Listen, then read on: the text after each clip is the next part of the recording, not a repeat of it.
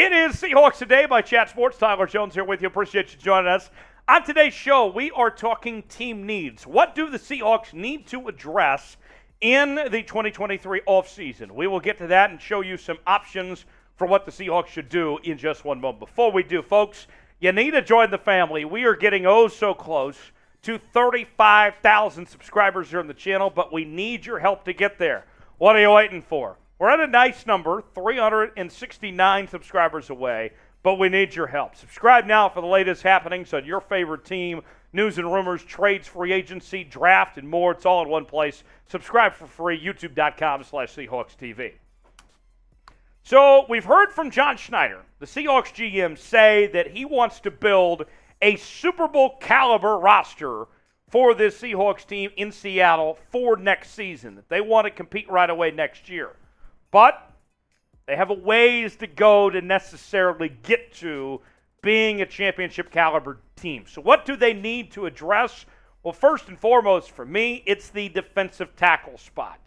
And if you look at the defensive tackles this past season, the number one issue that happened with this Seahawks team at the defensive line was they just got, eaten for lunch when it came to the running game. If you wanted to beat the Seahawks, just run the football well, and you beat Seattle pretty much this past season. About everybody that ran the football well did well.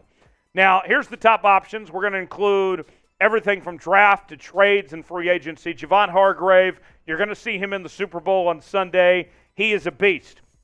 I expect Philadelphia to more than likely keep him, but if he does end up going to free agency, you'd love to have him on your team. I can tell you that much. Daron Payne, he's another name that's going to be highly sought after. He had a career year this year, and I don't think he's played his best football yet.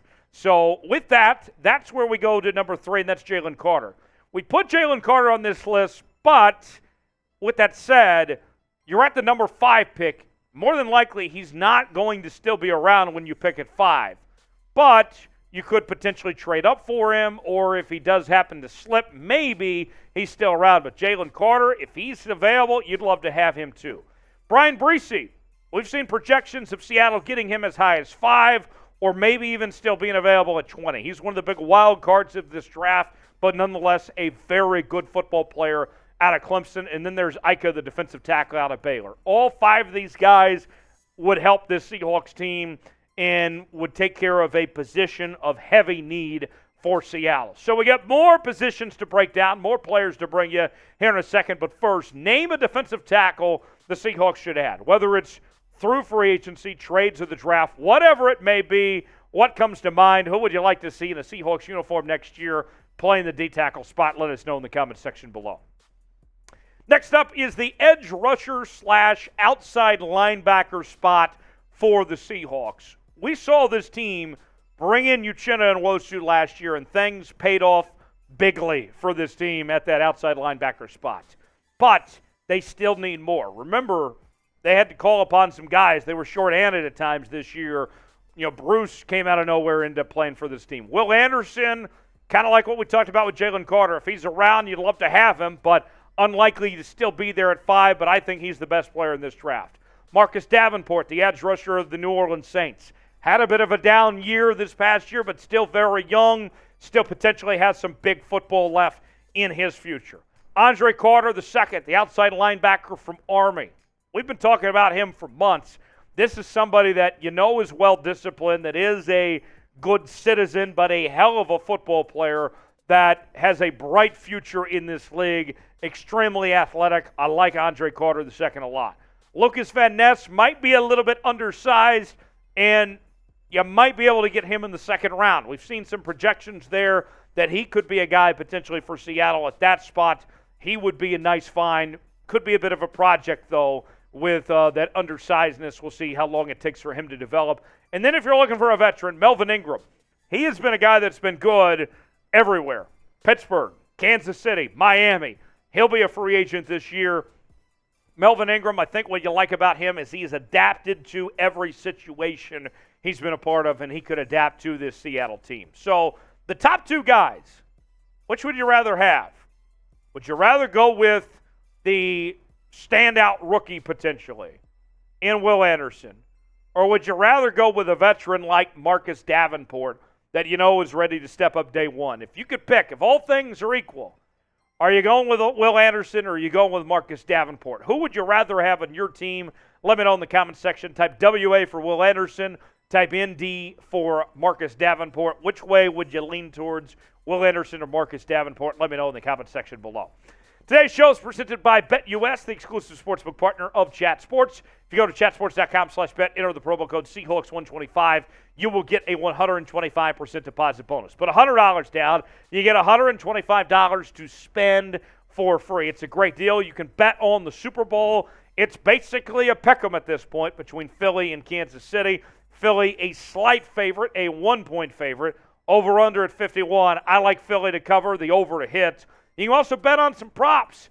National anthem. My guy, Chris Stapleton. Me and Jeremy Chuggs, we love listening to Chris Stapleton. He's doing the national anthem. Will be over or under 125 seconds. The national anthem in recent history has been under on the over-under. So I lean towards the under personally. Rihanna, wardrobe malfunction. Some of you may be rooting for that to happen. Plus 650 is that number. No is plus a 1,200. Get your bets in. Chatsports.com/bet, promo code Seahawks125. Next up is the interior of the offensive line. Look, you are set with your tackles.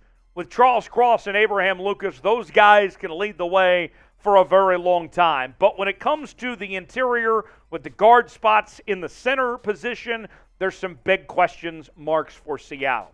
A guy that I like, that our buddy Mark Sanchez likes as well, is O'Cyrus Torrence, the offensive guard from Florida. He played under Billy Napier at Louisiana. Then Napier takes the Florida job. He follows Napier to Florida, and he was not afraid of the SEC at all. He was an all-SEC performer, one of the best guards in the country, a pure road grader. O'Cyrus Torrence, he's ready to take that next step and play the National Football League. Ben Powers had a breakout year with the Baltimore Ravens. I think the Ravens are likely to keep him, but if he comes to the open market, watch out. He could be a nice find. John Michael Schmitz, the center for Minnesota. He was, I believe, a 5-year starter there with Minnesota. Very good football player. Staying in the Big Ten, you got Ula as well, another good option potentially. And then another college guy, for our folks in the Northwest, I'm sure we got some Oregon State fans watching that are very well aware of Joshua Gray, who is just a mauler up front. He could be a nice find for you at the offensive guard spot. You have options. You have needs. You need center and you need offensive guard, and there's multiple ways to get there. Free agency and draft, couple good options both ways. What is the Seahawks' biggest need this offseason? Of what we've talked about or what we even haven't talked about? Here's your chance to weigh in. Tell me in the comment section what you think the biggest need for Seattle is. Number 4 on our list is the safety position. You already know you have Quandre Diggs, but you don't know about Jamal Adams, if he's going to be able to be ready in time for the season begins. And then there's the possibility, what's been talked about a lot among Seahawk fans, of moving Jamal Adams to the linebacker position potentially. With that, your best option, I think, is internally. Ryan Neal is going to be a free agent, but the folks at Pro Football Focus this past season graded Ryan Neal as the top safety in the entire NFL with an 85.6 overall grade, run defense grade of 79.5, pass rush grade 52.9, but the coverage grade was outstanding, 85.7. Why wouldn't you bring Ryan Neal back, even if it is just to back up Jamal Adams there? Brian Branch at the safety spot from Alabama. This is somebody that can play safety, that can play corner both. He's going to get a lot of love, a lot of attention. Expect him to jump up on some draft boards. Antonio Johnson from Texas A&M is also another possibility as well. Terrell Edmonds of the Pittsburgh Steelers. He is going to be a free agent, and we're waiting to see if he's reached his ceiling or not yet. That's still to be determined. And then LaMarcus Joyner. Now, there have been some bad moments with LaMarcus Joyner there with the New York Jets, but you know he's a talented player. So with that said, Ryan Neal, that's my favorite option personally, but obviously there's some other guys. Who should the Seahawks, what should they do with Ryan Neal? Sign him or pass? What say you? Let me know in the comment section. Type S for sign, type P for pass. Let us know in the comment section below. Lastly is the cornerback position. And I know what you're thinking. Tariq Woolen was outstanding as a rookie. And then Kobe Bryant had a very solid rookie year as well. What are you talking about needing corner? Well, Mike Jackson is not your long-term guy. And Kobe Bryant still has a little bit something to prove, but I think he will. With that said, I don't think it would hurt you to consider the cornerback spot and adding some depth. Joey Porter Jr. is the top cornerback in this upcoming draft. The son of Joey Porter, the former Pittsburgh Steeler who had an outstanding career. Joey Porter Jr. is a guy that is a lockdown corner. Doesn't get too many interceptions, but he's not going to give up a whole lot of big plays either. Christian Gonzalez, he's somebody that fans here in the Northwest are going to be very familiar with, was outstanding with the Oregon Ducks over the past several seasons. And then we turn our attention to James Bradbury. Remember, last offseason, his free agency was a big point of discussion for several weeks on end. He'll be a free agent again. He'll be in the Super Bowl for the Eagles coming up this weekend, and he's had a nice bounce back here in Philadelphia. I believe his total is about 4 interceptions this year. He's been a nice impact player. Marcus Peters is a free agent as well from the Baltimore Ravens. Don't think the Ravens are going to bring him back. He is an older corner, but with him having his connections playing at Washington, maybe he could come in end his career with the Seattle Seahawks. And we've seen, dating back to the very beginning of his career when he was in Kansas City, this is a guy that, sure, he gives up the big play, but he'll get plenty of interceptions too. And then number 5 is Kelee Ringo. Now, I've seen some draft boards that have Ringo slipping all the way to the second round. So you might not even have to use one of your first 2 picks in the first round at 5 or 20 to get Kelee Ringo. Ringo, part of 2 national championships at Georgia, talented player. I'd be very intrigued to see where Ringo ultimately ends up. Who would you sign in free agency? We talked about several players when it comes to free agency. You also talked draft here today as well. Who comes to mind? Let me know in the comment section below who you'd like to see the Seahawks sign. You can interact with me on social media, Facebook, Instagram, and Twitter, at Tyler Jones Live, talking about your Seahawks there. I'll see you next time here on Seahawks Today.